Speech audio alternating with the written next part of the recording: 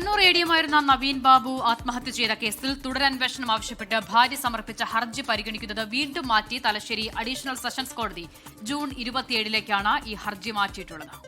അജീഷ് ജയകുമാർ വിവരങ്ങളുമായി. അജീഷ്, എന്താണ് വിവരങ്ങൾ?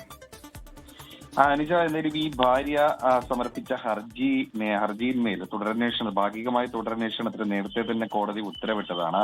അതിന്റെ റിപ്പോർട്ട് അന്വേഷണ സംഘം സമർപ്പിക്കുകയും ചെയ്തു. ഈ റിപ്പോർട്ടിൽ ഒരു കാര്യത്തിൽ മാത്രമാണ് കോടതി ഒരു വ്യക്തത വരുത്താനായി പ്രോസിക്യൂഷനോട് ആവശ്യപ്പെട്ടത്. അത് ഈ CDR വിവരങ്ങളാണ്. 3 നമ്പറുകളുടെ CDR വിവരങ്ങൾ, 2 വർഷം മുമ്പുള്ള CDR വിവരങ്ങളാണ് കോടതി ആവശ്യപ്പെട്ടത്. അത് 2024 ജനുവരി 1 മുതലുള്ള വിവരങ്ങളാണ് ആവശ്യപ്പെട്ടത്. പക്ഷേ BSNL 2000 ആ കാലഘട്ടത്തിൽ CDR വിവരങ്ങൾ ഇല്ലെന്നാണ് പോലീസിനെ അറിയിച്ചത്.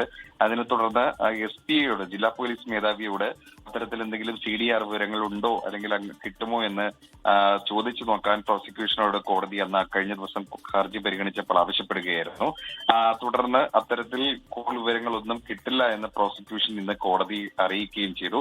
തുടർന്ന് വിധി പറയാനാണ് കേസ് 27-ാം തീയതിയിലേക്ക് മാറ്റിയത്. അജീഷ് ജയകുമാറാണ് വിവരങ്ങൾ നൽകിയത്.